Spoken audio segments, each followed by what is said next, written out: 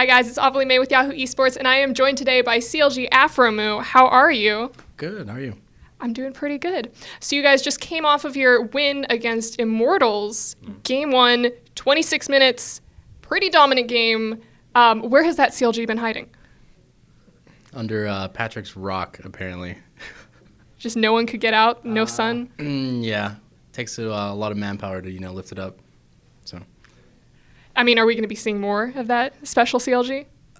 Most definitely. Hopefully we don't go the other side of the hill, but we're on an upswing, so it's pretty good. Even though the last few games were a little sloppy, but we're getting there.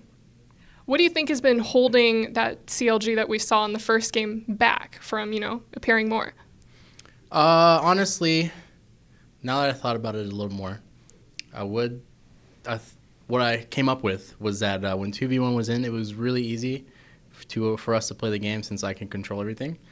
And 2v1, as soon as from the get-go, it's just like mid-game instantly. But now that it's a lot of standard lanes, I think that change started making us have to work with 5 people all together, and it changes every scenario, every situation over and over and over. And we were kind of weak at that if we did play standard, and that was apparent like last season for us too. So now we have to work through a lot of issues that weren't there before or covered up by our 2v1 game. Have you guys been implementing any specific practice procedures for that or working with coaches in special ways? I do think it's a lot on the coaches to help people interact with each other and be able to get their issues out and talk to each other. So at the beginning, that was mainly our problem since obviously people get mad if things don't go their way, blah, blah, blah. You need to understand who has to sacrifice, who should be playing aggressive, what allows you to play aggressive, what we need in the early game to get to where we want to be.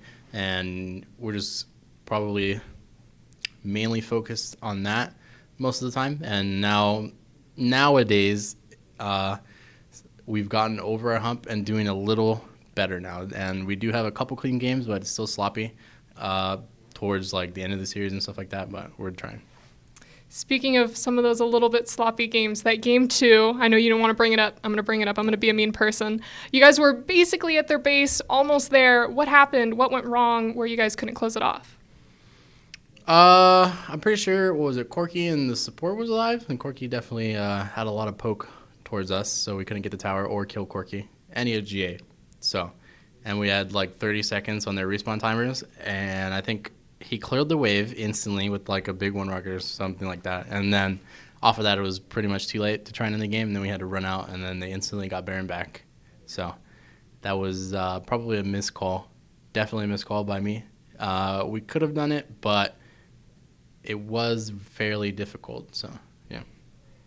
And I know we were just talking a little bit about your practice situations along with the coaches. I believe right before your match started, Huhi spoke and said that he believes that the coaches need to focus a little bit more on improving the team before they focus on how to beat your opponents.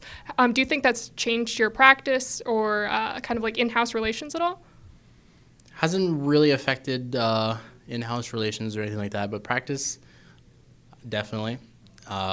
I do think the coaches are taking on more of a role in order to affect how people think about situations, how you talk to people, and that is definitely a part of the standard game that we're kind of working towards to get better at, accrue a lead, be able to use it, snowball it into the rest of the game, and it takes a lot of work. So it's more so that we just have to stay on the grind. Yeah. Staying on the grind, that's always good.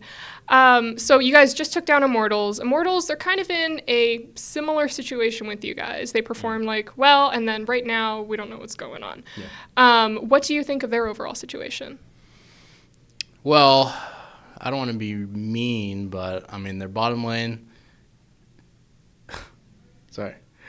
Their bottom lane, they can definitely get a lot more out of that. It just feels like Immortals gives up their bottom side of the map entirely. And Trevor and I just had a field day down there. First game, we Flame Horizon them. Ironically, Flame is on the other team.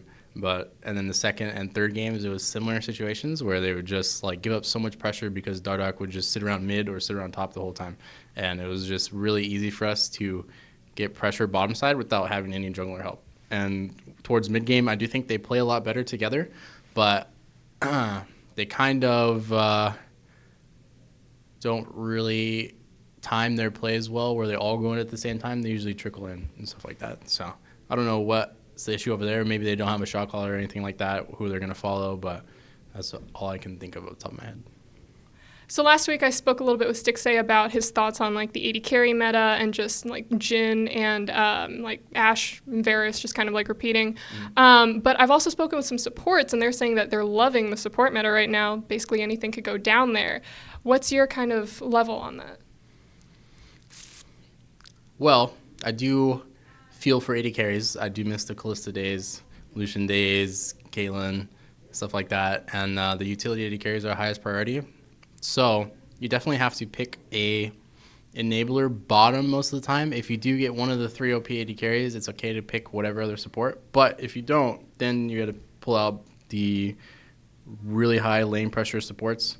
And usually nowadays people are banning, an AD carry, picking the next strongest one, and then you're left with nothing, blah, blah, blah. Supports definitely have a lot of variety, but I would say there's kind of a top tier in terms of like Karma, Zyra, who's the other one? Malzahar.